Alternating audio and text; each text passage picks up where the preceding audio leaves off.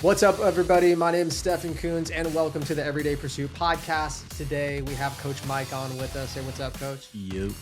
I brought him on specifically because, number one, I liked having him on, but number two, we want to talk about different like fitness myths and legends, and maybe like common misconceptions within the fitness industry. And Coach Mike and I, although we have some similar backgrounds, little bit different, little bit diversity. If you guys don't know about Pursuit, as of right now, there's 4 coaches. And so, we all have a different training background in a way, which is great because we're able to use all of our knowledge and experience and talk about it and kind of come up with the best solution for our clients. So I'm just going to bust out these topics really quick. These might relate to you. If you have a specific topic that you're like, hey, he didn't cover this, or like, I'm still curious about it, hit us up on social media. You can go to at Pursuit_HP on Instagram. You can go to my personal Instagram, which is at skfitness_training, or you can even go to our website, pursuithp.com, and ask us there. So the first one we want to chat about is muscle soreness. So I'll let you take it first. What do you think about muscle soreness? The same thing I think about everything else. Duality. It's good and it's not, but it's not an indicator of progress. I always say any trainer can make anybody sore. I can just program like 1,000 burpees. Hey, go run over there, do the bench press, then go over here, do calf raises, just like all wacky random stuff, and just overtrain you and make you really sore.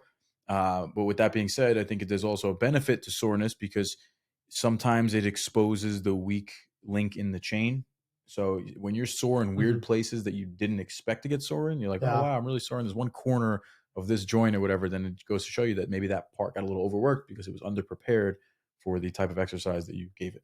Yeah, for sure. So kind of what you're saying, to get a little bit of clarity, you're saying that like if you're doing squats and like your outside glute meat on one side was more sore, maybe it's like a compensation. Yeah, and it could be both ways. It could be that like it's the weaker one, so it's more sore, or it could be that it's a stronger one, and then you overdid it with that side, and you weren't using the other side. Yeah, it's a good indication. I mean, so let's just break down muscle soreness. So muscle soreness is what's called DOMS. If you guys have heard of it, it stands for delayed onset muscle soreness. That's why you go crush legs on Monday, and then you're pretty sore on Tuesday, but Wednesday you're like, oh my God, I can't sit down. It usually is like 48 hours ish. That's like just the common, what I've heard from people and kind of the literature I've reviewed. It's the most sore 48 hours after. And what's actually happening, some people say it's a buildup of lactic acid, which is not really what it is. It's more that you actually were creating tears. Like you're actually creating little baby healthy muscle tears. And if you've ever actually injured a muscle or torn a muscle, what happens? You get swollen, it hurts, right? So it's that on like a smaller level. I've had DOMs, and I know other of my clients have had it where they're like literally think they got injured. Like literally. I remember this was last year when I went and I was training for like my 100-mile bike ride that I did. And I was doing endurance training, right? And I was not really lifting in the hypertrophy range. And one day I just was like, oh, I haven't hit legs in like 3 weeks. And I went and hit it. And like for 4 days, I could barely walk, like literally. If I didn't know better, I would have thought that I actually injured myself. But once again, it's not even it's not an indication of a good workout. Now I get it. It feels super good to be sore. You're like, oh, like, man, I feel like it's working. Well, let me just give you guys some context, okay? When you're working out, you're just trying to sweat. It is different than training. Working out and training is completely different. If you're working out, you're just burning calories and kind of, it doesn't necessarily have to have a structure. Me doing yard work, they say, oh, that was a good workout, right? No structure to it. I'm just moving my body and burning calories. Did I work my muscles? Yes. Did I burn calories? Yes. Did I probably work my cardiovascular system? Yes.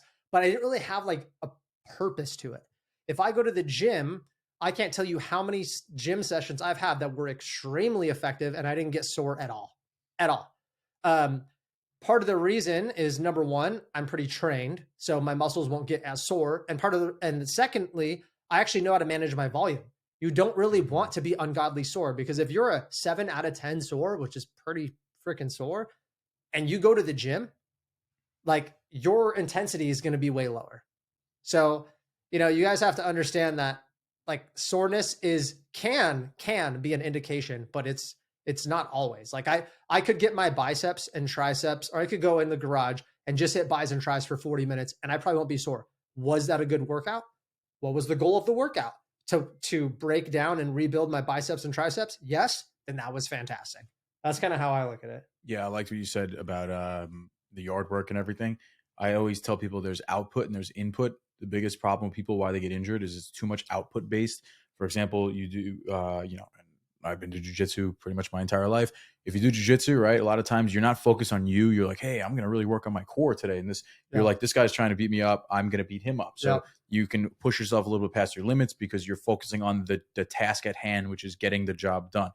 Digging a hole for a pool or whatever, you don't stop digging the hole until until the job is done, right?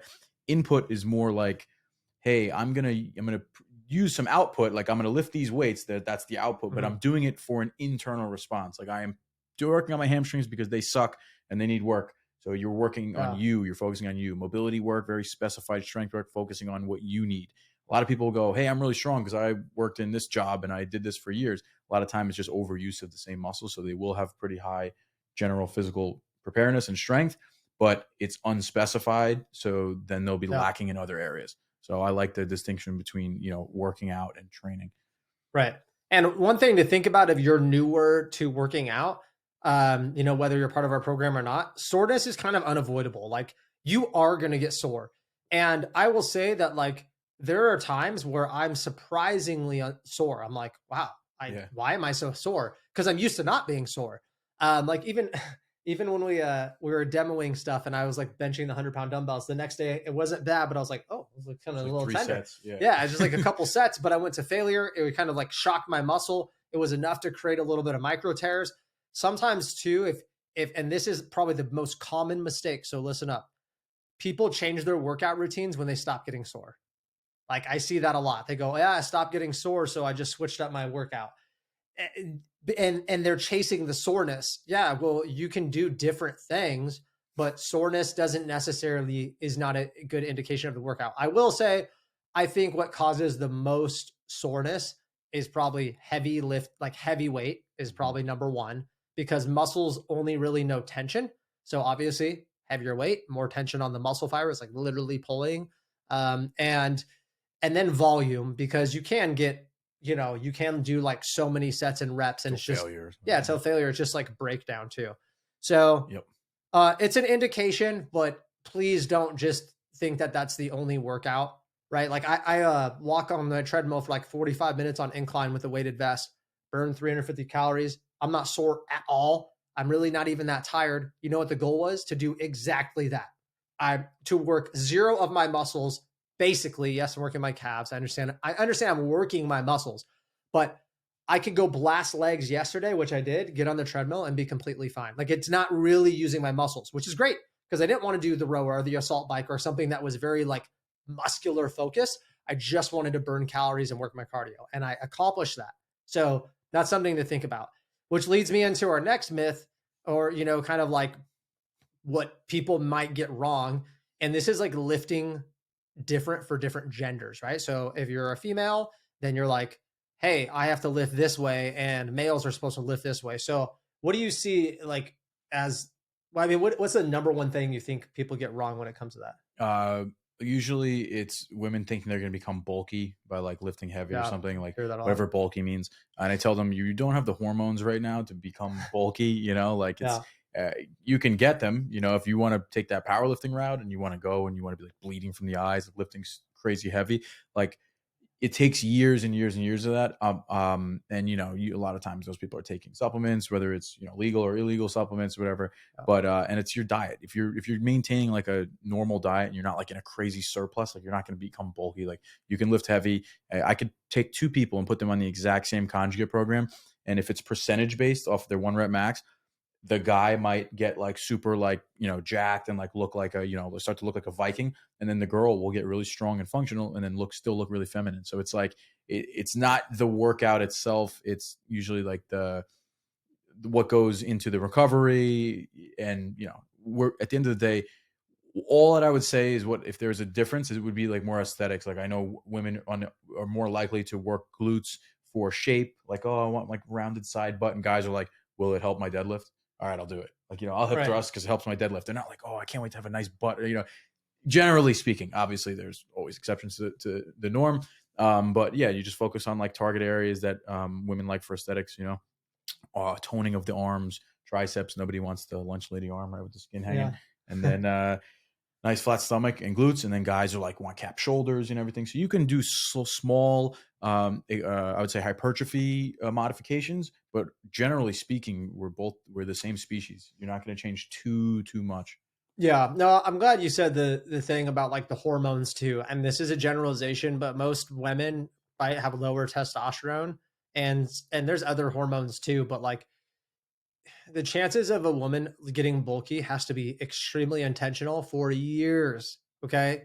Coach Mike and I have been lifting our entire lives. I wish it was easy to just get bulky. It's not. It Six takes, 6 months of heavy lifting. yeah, like it takes years and years and years. And there's some people like maybe like Samoans or like, like some type certain races and cultures that just Yeah. are like bigger, or, you specifically, like I'm not a big guy, right? Like I'm 175-ish pounds. Like I'm not huge. There's some people that are just big. Vikings. Yeah, just like big ass dudes. That's a little bit different. Or even women that are just like really built. Those are more of the outliers. We're just talking in general. But yeah, I mean, I see it too. Like I've actually put some of my female and male clients almost on the exact same program, except for what you said. They're like, hey, I want, to work on my arms more. I want to work on this. Like we all have the same anatomy as far as muscles go, right? Like same bicep, tricep, chest muscles. Now, is the size difference? Yes. Is our bone structure different for the most part? Yes. But they are the same muscles. And the girls that I know that are like very fit, they either played sports their entire lives, like track, they're like really like hard and lean. Field Gymnastics. hockey. Yeah, like something, dude. I don't know. They play sports their whole life. So regardless if you're a female or male, you're just going to be, just have that like physique. Yep. I see it a lot in women that do like intense cardio stuff, like track, cross country, whatever. And then we see a lot. Well, we see that in males too, but and then the only other ones would be people that are intentionally lifting heavy. Like the girls that are the most jacked are usually CrossFit girls.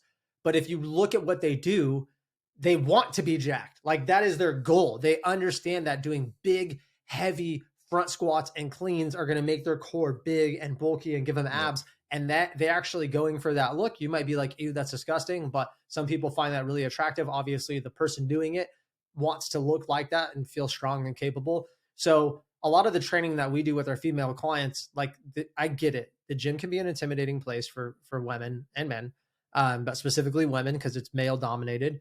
And it can also be scary to like do these lifts. But I promise you that lifting weights is and decently heavy is the only way that you're going to be able to like get toned and stay toned and be lean. Go look at any other, I'm sure you follow other fitness influencers. Go look at the hottest girls in the best shape.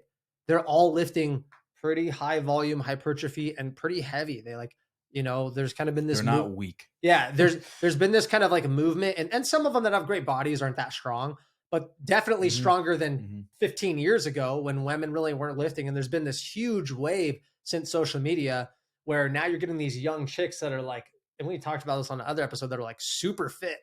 And you know what the only shift was? Is they started lifting like men. That's it. That is their secret's out. There's no other thing. They just were like, oh, the guys are doing that. He looks good. What if I did that? And then like one girl did it. And then another girl did it. And then now all the girls that are in really good shape, they're doing deadlifts, RDLs, split squats, bench, barbell flat benching, things you would never see the girls do. They used to be on like, machines and whatever. And guess what? They have way more killer physiques now at a younger age too than they did 20 years ago by far. And I also find that the other way around too.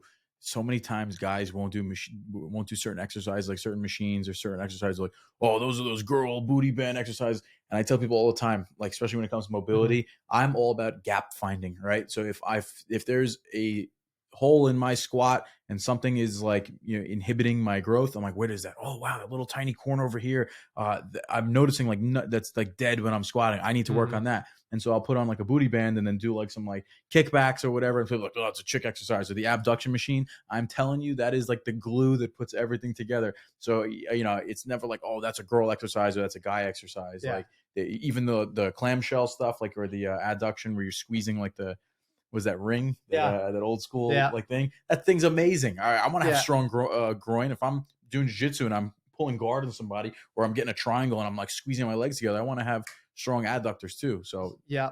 And I could, and that's funny that you said that. First of all, exercises don't have gender. I get it that there's like gender. I get it, right? Like that's a girl thing, or that's a that's a guy clothes or whatever. Like it exists in our society, stereotypically or not. I totally understand that. But from exercise, it is kind of dumb, just because like a girl could deadlift, but she could be doing 4 sets of like 20, or saying she doesn't have to lift like 5x5s and do things like that, although it's probably really good for her. But what he said, what happens when I see is guys neglect certain area. Adductors, your inner thighs, huge. Girls always think, which is completely wrong, I have so much fat on my inner thighs. So you know what they do? A bunch of adductions, which you cannot target fat loss in a certain area. But then girls have stronger adductors. Guess what? I pulled my freaking adductor and groin, and it's been pulled for 4 months. 4 months. And it sucks. And it hurts when I do any leg exercise. Why? Because it's really weak. I got on the adductor machine. I'm like, oh shit. Like I literally never do these. You see a girl do it and you're like, yeah. Meanwhile, she's stronger than me. Yeah, exactly. Meanwhile, my legs and everything else, like my legs are strong, but that's part of your leg. And so the thing too about front and back, right. It just trains quads, hamstrings. Right. So by the thing is like, okay, well, this is a huge muscle that you might not be realizing, your inner groin. And now it's like, okay, well, now it's neglected because I didn't want to do it because it's a girl exercise. So yeah, definitely,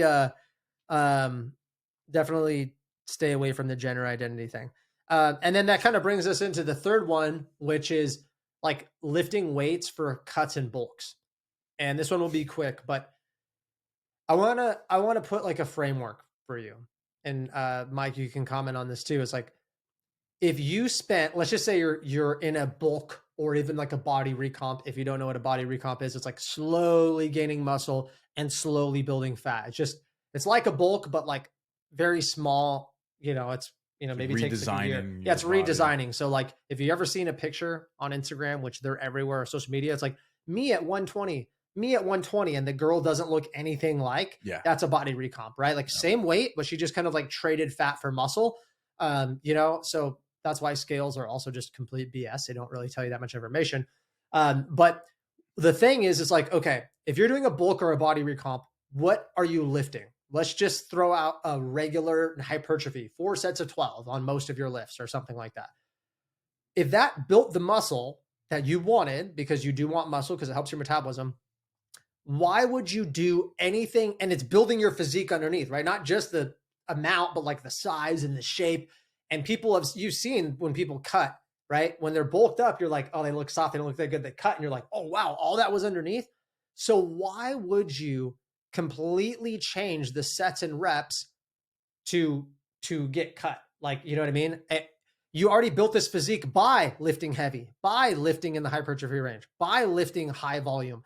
And then what, you're just going to throw all that to the wayside?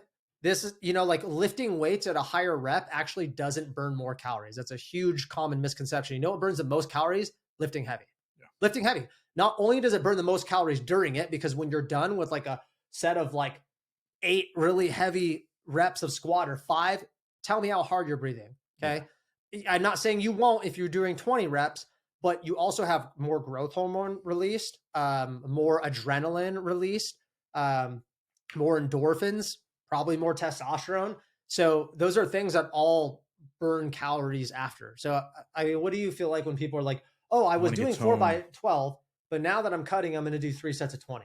So, I take this very seriously. So I don't like to, I always tell people, if you give me a topic or give me an exercise or something, even if it's like a myth, I can always argue for it as well. Like there's always some truth to it. It's just when and where, like, they say it's not the exercise that's bad, it's just the poor application of a good exercise, right? No such thing as a bad exercise.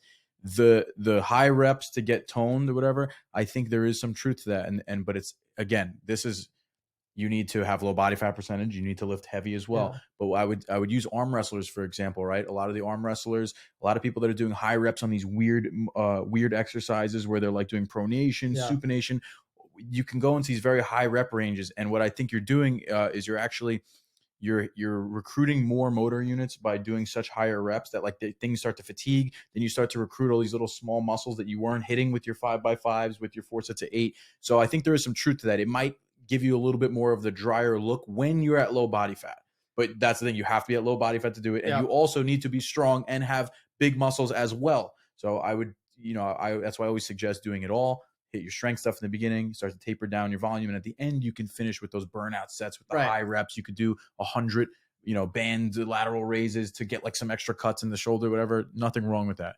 But it's not the end all be all. Like you lift big to be big and bulky, and you lift, lighter weight, higher reps to be shredded. It's not that simple. Yeah. And I think that's why you're a fan of the conjugate training. If you guys don't know what that is, it's kind of like a mix of everything, because you might start with doing like a 1 rep max or building up to a 1 rep max. Then you have hypertrophy, like maybe mid-low range, 8, 10, 12 reps. And then you can end with, like you said, like 100 curls or, like doing more high reps. So you hit everything. Cardio. Yeah. It's basically like cardio lifting. And I know why people do it, because they're like, oh, if I'm doing 3 sets of 20, like I'm going fast. And because I'm not going heavy, my muscles don't need to rest as long, which is also kind of true.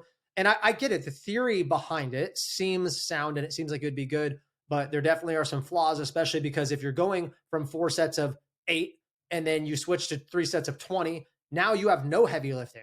You know what I mean? Like everything's like relatively light. And staying on one end of the spectrum, like you're in this little tiny sliver. Yeah. And I definitely feel better when I do more of like a conjugate style, whether you're using bands or not, just like being able to vary your rep ranges on like a weekly basis. I found a lot of help in that too. And a lot less injuries too, because when you're doing the same repetition over and over and over and over again, that's sometimes when you get overuse injuries. I see it a lot in men in shoulders and forearms specifically. Yeah. Knees. High bar squat forever. Yeah. Every time. Yeah, exactly. Like every time I squat, I'm going to do the high bar back squat instead of saying, oh, I'm going to do a box squat or a front squat, or I'm not going to do any squats.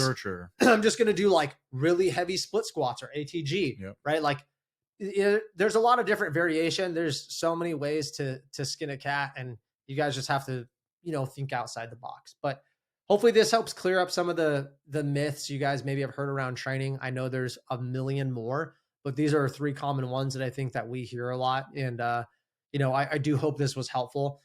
One thing I do ask before I let you go is if you can leave a review, that would be awesome, or even subscribe to the podcast. And if you do feel like it's helpful, or you have a buddy or somebody you want to share this with, definitely take a screenshot and tag us on social media at @pursue_HP. You can also find Mike. Where can they find you? On Instagram at the Neuro Strength Coach, Neuro NEURO, like the brain. And that's pretty much it. I exist on Instagram only. No, I have a Facebook too, but Instagram is where it's at. But you could hit us up. We really appreciate it, guys. And we'll talk to you next time. Yep. Adios.